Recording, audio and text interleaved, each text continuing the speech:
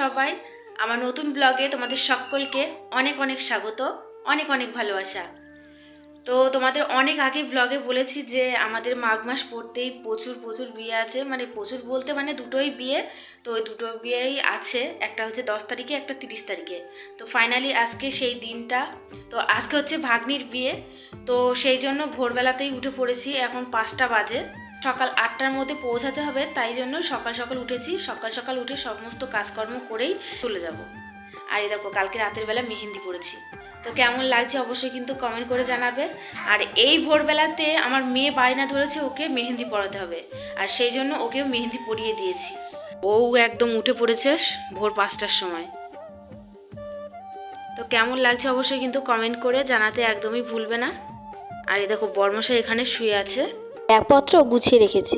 এই বাঙালি রিচুয়াল সমস্তটাই তোমাদের সাথে শেয়ার করার চেষ্টা করব, কিন্তু কতটা শেয়ার করতে পারবো জানি না, কারণ ওখানে অনেকেই আমার কাছে সাজবে বলেছে। তো সাজতে গেলে কিন্তু আমার আর মনে হয় না রিচুয়ালটা তোমাদেরকে শেয়ার করতে পারবো।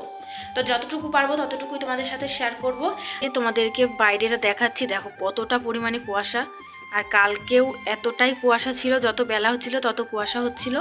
বেলা 12টা পর্যন্ত কুয়াশা ছিল। ভোরবেলা উঠেছি, তার কারণ কটা বিড়ির পাতা ছিল, সেই পাতাগুলো বেঁধে তবে যাব, নয়তো পাতাগুলো তো কালো কালো ছোপ ছোপ দাগ হয়ে গিয়ে নষ্ট হয়ে যাবে। তারপর আমি স্নান করে পুরো রেডি হয়ে গেছি আর ব্যাগপত্র গুছিয়ে নিয়ে বেরিয়ে পড়েছি। আজকে যেমন কুয়াশা তেমনই ঠান্ডা আর প্রচন্ড শীত লাগছিল। তারপরে যাচ্ছি গঙ্গার সাইড দিয়ে, আরো প্রচন্ড পরিমাণে ঠান্ডা লাগছিল। আমি ব্যাগ নিয়ে তো বসতেই পারছিলাম না, দেখেছো অবস্থাটা। আমরা দিদি ভাইদের বাড়ি যাওয়ার জন্য গলিতে ঢুকেও পড়েছি, আর মেন রোড থেকে একদম দিদি ভাইদের বাড়ি পর্যন্ত লাইটিংটা করা হয়েছে। আর দেখো কত সুন্দর ডেকোরেশনটা হয়েছে। মশাই আমাকে নামিয়ে রেখেই চলে গিয়েছে আশীর্বাদের জন্য। আর এই ফাঁকে তোমাদেরকে একটু আমি প্যান্ডেলটা একটু ঘুরিয়ে দেখাচ্ছি।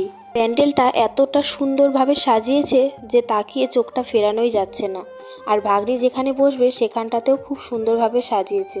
আর এখানে ফটো তোলার জন্য এখানটাতে সাজিয়ে রেখেছে। ভাগ্নির বিয়েতে কি কি দেবে সেই সমস্ত জিনিস সব প্যান্ডেলের মধ্যেই সাজিয়ে রেখেছে। আর দেখো ছাদনাতলাটাও খুব সুন্দর লাগছে সাজানোটা। আমি এসে এখনো পর্যন্ত ভাগ্নিকে দেখতে পাইনি, তার কারণ হচ্ছে বৃদ্ধির ফটোশ্যুট করতে গিয়েছে মাঠের দিকে। ঘুম থেকে তাড়াতাড়ি উঠলেও ভাইদের বাড়িতে আস্তে আস্তে অনেকটাই লেট হয়ে গিয়েছিল। আমরা আসার আগেই আশীর্বাদ করতে বেরিয়ে গেছিল। আর বিয়ে যেহেতু বাড়ির কাছেই হচ্ছে, তাই বরমশাই মোটরসাইকেল নিয়েই গেছে। সকালে বেরিয়ে পড়েছিলাম, তাই কিছুই খেয়ে এসেছিলাম না। তো এখানে এসে সকালবেলা ব্রেকফাস্টটা করলাম, লুচি আর চানা মটর দিয়ে ঘুগনি। এই যে ভাগ্নির বৃদ্ধির লুক কেমন লাগছে অবশ্যই কিন্তু কমেন্ট করে জানাবে। ভাগ্নি প্রচন্ড কান্নাকাটি করছিল, কারণ ও একাই, ওর ভাই বোন কেউ নেই।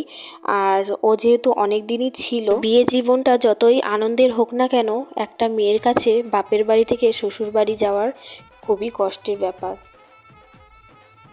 যাই হোক, তারপরে ভাগ্নির সাথে এখানে একটু ভিডিও করে নিলাম, শর্ট ভিডিও।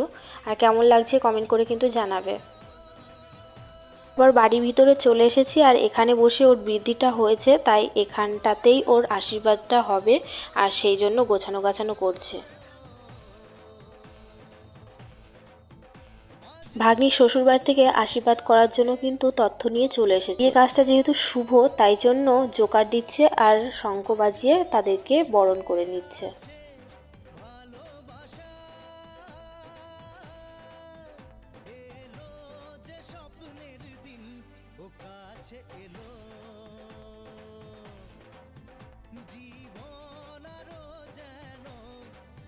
তত্ত্বের জিনিস এখানে সাজিয়ে রেখেছে, আর ব্যাগের মধ্যে আছে রিসেপশনের শাড়ি আর আশীর্বাদের শাড়ি। আর ভাগ্নির জন্য যে আশীর্বাদের শাড়িটা নিয়ে এসেছিল সেটা ওকে দিয়ে দিয়েছে, ও এখন ঘরে গিয়েছে পরতে। আমি ভাগ্নিকে ডাকতে এসে দেখছি ভাগ্নি পুরোপুরি রেডি হয়ে গিয়েছে, শুধু মালা ঘুমছিটা পরিয়ে দিলেই হয়ে যায়। আর দেখো আশীর্বাদের লুকটা কত সুন্দর লাগছে, আমার তো ভীষণই পছন্দ হয়েছে। তো তারপর নিচে চলে এসছে, এখানে আশীর্বাদ করা হচ্ছে। সকালবেলা টিফিন খাওয়ার পরে আর কিছু খেয়েছিলাম না, তাই এই ফাঁকে একটু ভাতটাও খেয়ে নিলাম।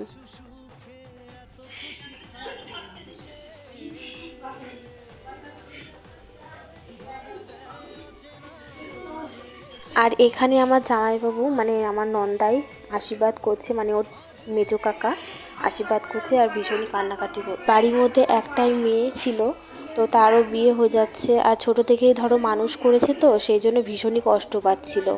আর আমার নন্দাই হচ্ছে ওর নানি মুখটা আবার আশীর্বাদ হয়ে গেছে, আর লাস্টে হচ্ছে আমার ননদের ছেলে একটু ওকে খাইয়ে দিচ্ছিল, আর ও দেখো ভীষণই কান্নাকাটি করছিল।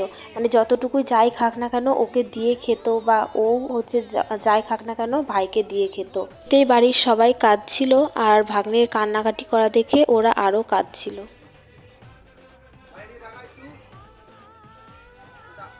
এখানে আশীর্বাদ করা কমপ্লিট হয়ে গেছে, আর ভাগ্নি গিয়েছে ওইদিকে গায়ে হলুদের জন্য রেডি হতে। একই দিনে যদি ছেলে মেয়ে দুজনেরই আশীর্বাদ হয় না, ভীষণই টাফ হয়ে যায়। আর তো দেখো তারপরে ভাগ্নি এদিকে গায়ে হলুদের সেজে চলে এসেছে, আর ভীষণই মিষ্টি লাগছে ওকে।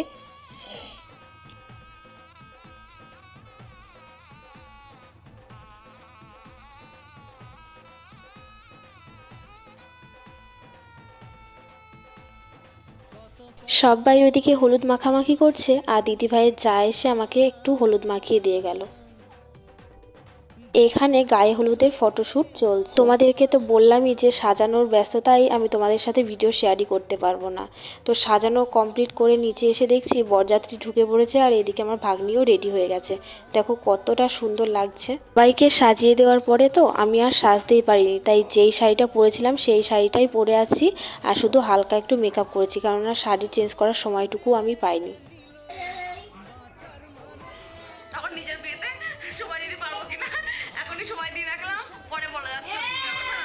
হাতে গোনা কয়টা দিন আর বাকি আছে, তারপরে ওই দিদিভাইয়েরও বিয়ে।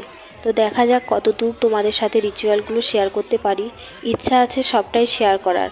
তো তারপর জামাই বরণ করে দেখো জামাই চলে এসেছে, এখন এখানে বসার জায়গায় বসিয়ে দিচ্ছে।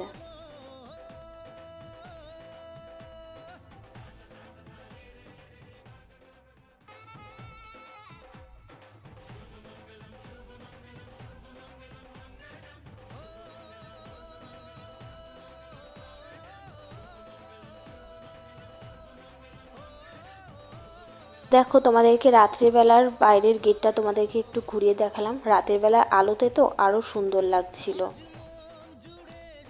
আর এই যে এখানে আছে গণপতি বাপ্পা, দেখো কত সুন্দর লাগছে, তাই না? বরমশাই বাড়িতে চলে গিয়েছিল, তারপরে ও আবারও এসেছিল, খাওয়া দাওয়া করে বাড়িতে চলে গেছে। আর এখন 11টা বাজে, আমরা এসছি এখন খেতে। তো ভীষণই ভিড় ছিল। তো আমরা বসার পরে 2 ব্যাচ পর থেকে ভিড়টা কমে গিয়েছে। আমার মেয়েও সেই দুপুরবেলাতে খেয়েছে, তারপর আর কিছুই খাইনি, শুধুমাত্র খেয়েছিলাম পকোড়া। আমি সাজাচ্ছিলাম, তার ফাঁকে ভাগ্নে গিয়ে আবার পকোড়া দিয়ে এসেছিল। আর স্টলে বসেছিল ফুচকা, পকোড়া আর কফি। তো ফুচকা আর খেতে ইচ্ছা হলো না, একেবারে চলে এসেছি মেন কোর্সের দিকে। মেনুতে ছিল ডিমের ডেভিল, নান, চানা, আম কাতলা, মাটন কষা, ফ্রাইড রাইস, 3 রকম মিষ্টি আর আইসক্রিম ছিল।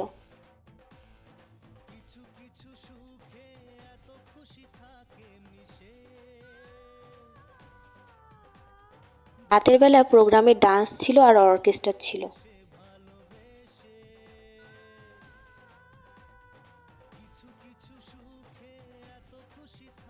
খাওয়া দাওয়া করে এসেই দেখি ভাগ্নের শুভদৃষ্টি মালাবদল হয়ে গেছে। সবাই দেখো কত সুন্দর দাঁড়িয়ে দাঁড়িয়ে দেখছে, আর এরা এসেছিল বাজনার সাথে।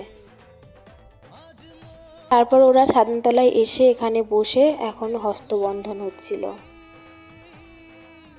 হস্তবন্ধন হওয়ার পরে এখানে খই পোড়াবে, সেই জন্য এখানে আগুন করে দিয়েছে, আর এখানে এখন কুলো ডালা সাজাচ্ছে, কুলোর উপরে খই দেবে।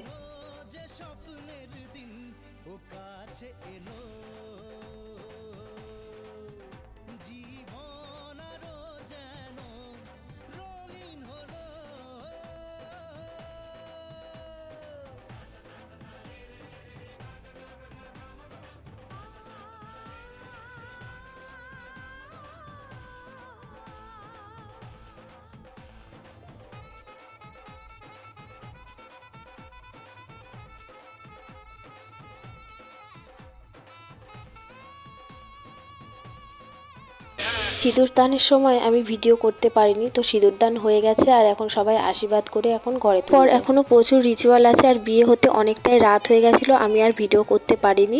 তো আজকের মতন টাটা, দেখা হচ্ছে পরের ভিডিওতে।